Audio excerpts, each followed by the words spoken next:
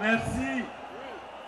Je voudrais saluer toute la jeunesse ivoirienne, les femmes, les hommes, les jeunes, vous tous qui vous êtes déplacés ce jour, qui vous retrouvez sur cette mythique place de la République.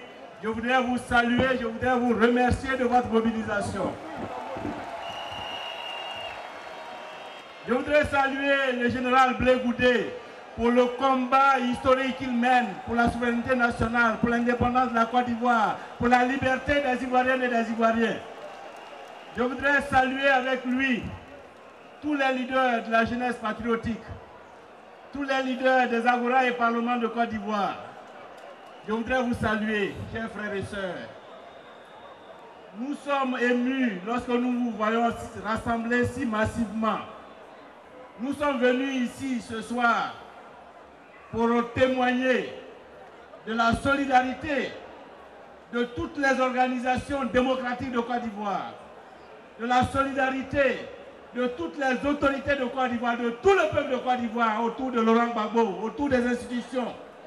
Nous sommes unis, nous sommes debout comme un seul homme, nous sommes mobilisés comme un seul homme et nous sommes déterminés comme un peuple fier pour défendre notre liberté, pour défendre notre souveraineté, pour défendre l'indépendance de notre pays, pour défendre la dignité du peuple de Côte d'Ivoire et à travers le peuple de Côte d'Ivoire, de tous les Africains.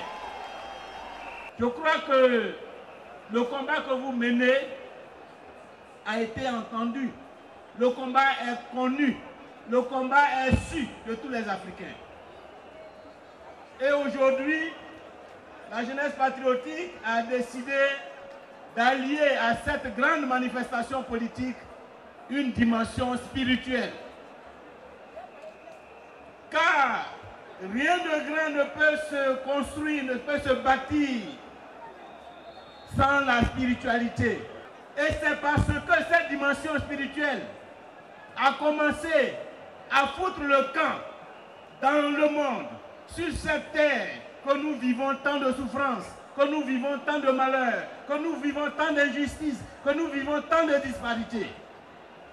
Et je crois que depuis 2000, pour relever cette dimension, le Dieu Tout-Puissant a suscité ici en Côte d'Ivoire un homme, Laurent Gbagbo, et un peuple, le peuple de Côte d'Ivoire, pour révéler au monde, pour remettre le monde sur le chemin de la vérité, pour remettre le monde sur le chemin de l'amour et faire en sorte que la vie sur terre soit une vie d'amour, une vie de générosité, une vie de justice, une vie d'égalité, une vie de liberté.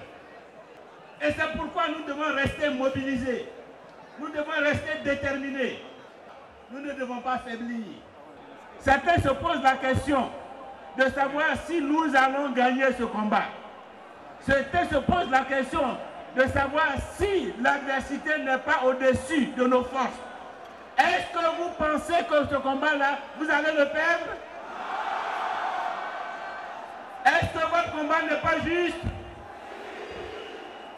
Alors, quand un peuple se bat pour sa liberté, quand un peuple se bat pour son indépendance, quand un peuple se bat pour sa dignité, dans l'histoire de l'humanité, nulle part on a vu et il n'a été écrit que ce peuple a perdu le combat.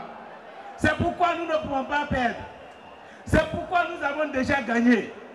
Restez donc mobilisés. Ne vous laissez pas attendrir ou émouvoir par l'ampleur de l'adversité, par le fait que nous sommes seuls, par le fait que de grandes puissances sont mobilisées pour nous faire plier. Ces puissances échoueront ici en Côte d'Ivoire. Parce que ici en Côte d'Ivoire, Dieu a décidé de manifester sa puissance. Dieu a décidé de faire en sorte que ces peuples, aveuglés par leurs intérêts matériels, qui lancent des bombes sur des pays, sur de pauvres populations, que ces peuples-là se réveillent et comprennent que la voie qu'ils ont choisie est une voie sans issue. C'est ici que ce miracle va se réaliser. Et nous sommes déjà en train de réaliser ce miracle. Depuis au moins presque 10 ans, nous sommes dans cette adversité, mais nous n'avons pas encore chuté. Nous sommes dans cette adversité, mais ils ne savent même pas par quel bout ils peuvent prendre le problème pour nous terrasser. Nous restons debout. Et ils restent impuissants face à ce petit pays qu'on appelle la Côte d'Ivoire. À ce peuple qui n'a rien, sinon ses mains nues pour défendre sa liberté. 10 ans de crise, c'est 10 ans de succès. 10 ans de crise, c'est 10 ans d'échec pour l'impérialisme occidental. Partout, nous avons été confrontés au complot impérialisme français. Mais partout, nous avons fait échec à ce complot. La dernière négociation, vous la connaissez, c'est celle qui a été conduite par l'Union africaine. C'est un processus plein d'enseignements. Le premier enseignement que nous avons retiré de l'échec de ces négociations, c'est d'abord le bilan. Le résultat, vous le connaissez. D'un côté, on réaffirme que, comme on l'a dit au début, on reconnaît Alassane Ouattara comme le président élu. Mais dans le même temps, on dit que la constitution ivoirienne doit être respectée, que le Conseil constitutionnel est la seule autorité compétente pour proclamer élu un président de la République en Côte d'Ivoire. Et qu'en conséquence, ce qu'ils ont dit avant n'aura de valeur que si le Conseil constitutionnel investit Alassane Ouattara. Deuxième enseignement, c'est que cette communauté africaine ne sait pas dans quelle direction agir pour ramener la paix en Côte d'Ivoire. Le Conseil constitutionnel a reconnu qu'Alassane Ouattara a triché dans la zone CNO. Il est un tricheur. Et il a été sanctionné. Toutes les voies volées ont été annulées. Et sur la base des scrutins des localités où le vote a été transparent, où le vote a été clair, le Conseil constitutionnel a déclaré élu, comme chacun s'y attendait, le président Laurent Gbagbo. Nos frères africains, ils ont reconnu ça. Mais en même temps, prisonniers de la France-Afrique, instrumentalisés par l'impérialisme occidental, ils réaffirment, oui, on a dit avant que c'est Alassane Ouattara qui est élu.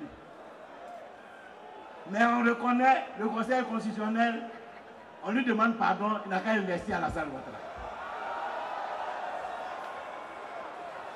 Où ils vont passer pour investir Alassane Ouattara? Ils vont passer où pour investir Alassane Ouattara ici? Alassane Ouattara va passer où pour arriver au palais présidentiel? Ils n'ont pas dit qu'il a été élu le 28 novembre 2010. Aujourd'hui, on est dans quel mois? On est en mars 2011. Donc ça fait un an. De 2010 à 2011. Est-ce qu'il a pu être investi? Malgré leurs hélicoptères Mi-24, malgré leurs chars, malgré leurs soldats onusiens, est-ce qu'ils ont pu installer Alassane Ouattara? Pourquoi ils n'ont pas pu installer encore Alassane Ouattara? Parce que vous êtes là, parce qu'ils vous voient, parce qu'il n'y a pas de chemin, parce que le chemin est bouché, parce que nous avons bouché la route. Et nous continuons de boucher la route à Alassane, parce qu'ici en Côte d'Ivoire, Alassane Ouattara ne sera jamais président de ce pays. Jamais. L'impérialisme ne passera pas. Le pays ne retournera pas en arrière. Le pays ne sera pas recolonisé. La liberté acquise de haute lutte par nos ancêtres, nous allons la défendre au péril de notre vie. Nous allons la défendre pour nous-mêmes, nous allons la défendre pour nos enfants, nous allons la défendre pour nos petits-enfants. Nous sommes condamnés à vaincre et nous vaincrons. Nous sommes condamnés à gagner et nous gagnerons. Nous sommes condamnés à triompher et nous triompherons. La guerre que nous faisons, certains veulent la travestir et la faire croire qu'il s'agit d'une guerre civile. Non. Nous ne battons pas entre nous Ivoiriens. Ce n'est donc pas une guerre civile. Et il faut que partout vous disiez à tous ceux que vous allez rencontrer, à tous les médias, que nous ne sommes pas ici en Côte d'Ivoire dans une guerre civile. Nous sommes dans une guerre contre l'impérialisme occidental. Nous sommes dans une guerre contre la France de Sarkozy. Nous sommes dans une guerre de libération nationale. Et tous les Ivoiriens sont mobilisés autour de Laurent Gbagbo dans cette guerre pour la liberté.